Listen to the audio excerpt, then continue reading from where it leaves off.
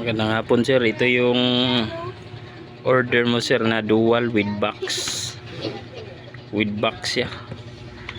Tapos aura meter with pre-cord 1 meter.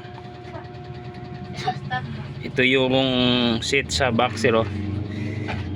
Amplifier sir, booster amplifier. Tapos ito yung Jap 1 rod. Tapos ito yung antenna niya. Ito. I-connect ko lang to sir. Okay. Alright.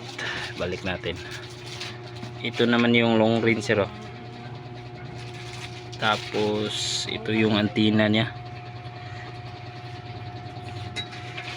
May tape na siya na pure brass talaga. For pure brass tape. Okay. Ito naman yung cord niya sa